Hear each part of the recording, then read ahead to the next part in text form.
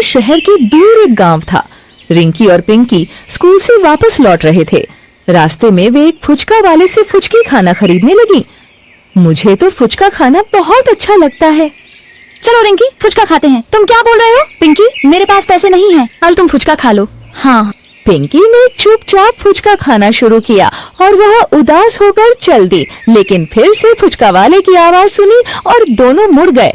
And देखते ही देखा, फुचका खाओ, फुचका बिना कीमत पर खाओ, फुचका एक बार खाओ, 2 बार खाओ, फुचका हर बार खाओ और खाओ। अरे रिंकी, ये तो फ्री फुचका है, लेकिन किसी को फ्री में फुचका क्यों खाना पड़े? कुछ गंदगी तो है ही है। अब चल, तुम पूरी तरह से गलत हो। इतना फ्री फुचका मिल रहा है और तुम इसमें कुछ गंदगी भी ढूंढ रहे हो। बस फुचका ही तो नहीं है, कहाँ बम जैसा है। पिंकी रिंकी ने एक शब्द भी नहीं सुना और फुचका खाने चली गई। आओ माँ आओ, मुझे बताओ कि तुम किस तरह का फुचका? मैं अमीर खाऊंगा, लेकिन तुम सच में मुफ्त में फुचका खिला रहे हो? Yes mom, I won't take a single paisa from you. You can eat as many fuchkas as you want. Pinky ने फिर ऐसा खाना शुरू कर दिया। थम नहीं रहा, वो एक के बाद एक फुचका खाती रहती। रिंकी भी वहीं खड़ी होकर उसे देखती रहती। निजे एक फुचका खाई। बहुत सारा फुचका खाने के बाद जब पिंकी का पेट भर जाए तो वह फुचका खाना बंद करती। था बहुत फुचका है। फिर यही तो मैं कहने आया था, इतने सारे फुचके तुम्हारे लिए पर्याप्त हैं। हाँ, सीधे तो फिर रिंकी और रिंकी का घर की ओर बढ़ गया। लेकिन रिंकी को ऐसे फ्री में फुचका खाना बिल्कुल पसंद नहीं था। कुछ देर बाद जब रिंकी और पिंकी घर पहुंची तो दोनों अपने अपने काम में लगी रहीं। रिंकी ने खाना बनाने में माँ की मदद की और पिंकी घर बैठे खेलने में लगी रही और पूरा दिन गुजर गया। पिंकी और रिंकी अपने कमरे में सो गईं। अगले दिन सुबह जब रिंकी स्कूल के लिए तैयार होने जाती है तो पिंकी को उठाने पर उसका दिमाग खराब हो जाता है। पिंकी के गाल फुचका की तरह गोल गोल हो गए हैं और उसका पेट भी फुचका की तरह फूल गया है।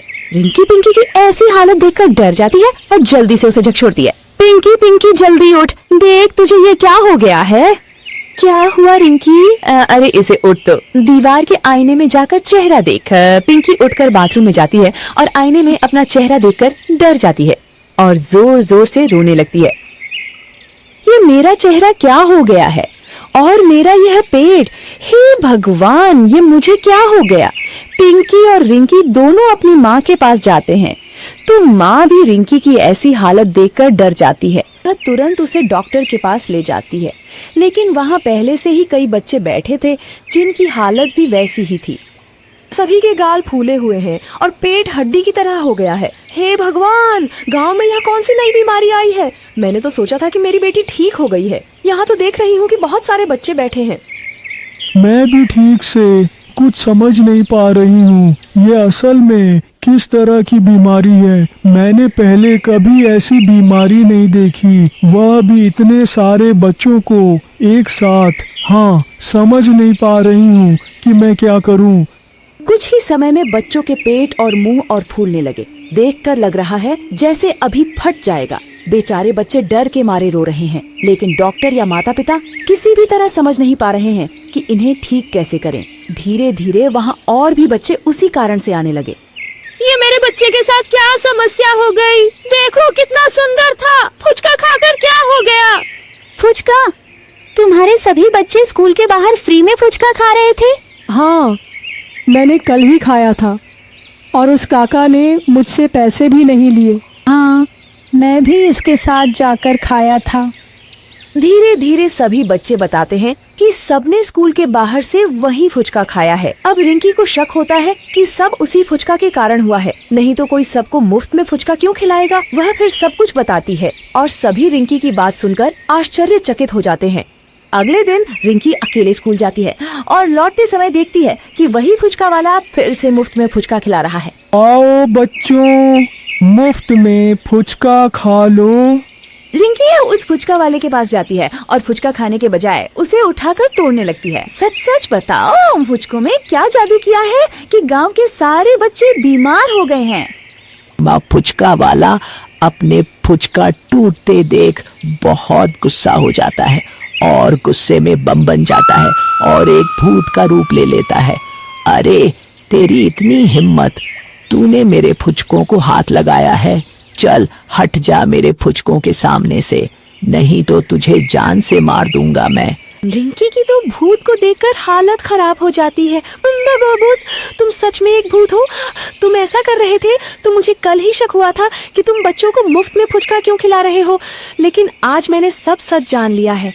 अब सच सच बताओ, तुम ऐसा क्यों कर रहे हो और छोटे बच्चों ने तुम्हारा क्या बिगाड़ा है? चुप रहो पागल लड़की, नहीं तो अच्छा नहीं होगा। लगता है तुम्हें अपनी जान की परवाह नहीं है। बस मैं जानना चाहता हूँ कि तुम ऐसा क्यों कर रहे हो, बस इतना ही। तुम ऐसा क्यों कर रहे हो? मैं सभी बच्चों को मारना चाहता हूँ, एक एक करके बच्चों को मार दूंगा। आहा! तुझे भी मार डालूंगा और बाकी सबको भी मैं ही मार डालूंगा। ऐसा कहकर भूत और फुचका की ठेला वहाँ से गायब हो जाता है और इनकी समझ जाती है कि यह सब भूतों की ही करतूत है। वह जल्दी से अपने माता पिता के पास जाती है और सारी बात बताती है और पूरे गांव में इस फ्री फुचका वाले की बात फैल जाती है। बच्चों की हालत और भी खराब हो रही थी। फिर कुछ लोग मिलकर तांत्रिक के पास जाते हैं और उसे कहते हैं, अच्छा, मैंने ऐसे कई भूतों को सबक सिखाया है। ये खाने का लालच देकर बच्चों को वश में कर लेते हैं और फिर उन्हें मारकर उनकी शक्ति ले लेते हैं। आप बस हमें बताइए। इसका एक उपाय है, थोड़ा खतरनाक, लेकिन अगर तुम अपने बच्चों को बचाना चाहते हो तो तुम्हें यह करना होगा। आप बस बताइए, हम ग्रामीण अपने बच्चों को बचाने के लिए सब कुछ करेंगे। तो ठीक है, यहाँ से 50 किलोमीटर दूर एक जंगल है। उस जंगल में एक तालाब है। उस तालाब का पानी जादुई पानी है।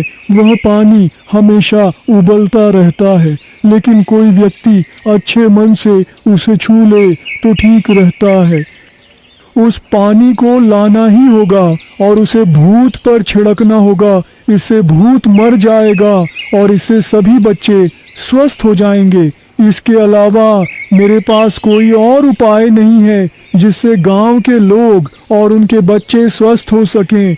अब गांव के लोग इस चिंता में रहते हैं कि उस घने जंगल में कौन जाएगा, लेकिन तभी रिंकी वहां जाने का निर्णय लेती है। उसके माता पिता बहुत मना करते हैं, लेकिन अपनी बहन और दोस्तों को बचाने के लिए वह जाने का निर्णय लेती है। वह उस समय जादुई पानी लेने के लिए निकल पड़ती है। पूरे दिन चलने के बाद वह धीरे धीरे जंगल में पहुंच जाती है और उसे वह जादुई पानी मिल जाता है जो उबल रहा था। रिंकी जल्द ही उसे बोतल में भरकर घर ले आती है और अगले दिन स्कूल के बाहर जाकर फुचका वाले का इंतजार करने लगती है। गांव के बाकी लोग भी वहीं छिपे हुए थे। कुछ देर बाद वहाँ भूतिया फुचका वाला आ जाता है। अब दिखाऊंगा मजा, आज कहाँ जाएगा बच्चा? आओ आओ, मुफ्त में पानी पूरी खा लो। आओ। अब तू हमें मूर्ख नहीं बना सकता। हमने तेरा असली रूप जान लिया है। अब तू बच नहीं पाएगा। मैंने तुझे कल समझाया था ना, लेकिन तेरी इतनी हिम्मत, तू आज फिर आ गया। इस बार मैं तुझे नहीं छोड़ूंगा। लेकिन तभी रिंकी अपनी जादुई पानी की बोतल खोलती है और भूत पर डाल देती है। भूत का शरीर आग की तरह जलने लगता है और कुछ ही समय में भूत का शरीर छाया बन जाता है। आज यह भूत मर ही गया। हम गांव वाले तुम्हारा यह उपकार कभी नहीं भूलेंगे।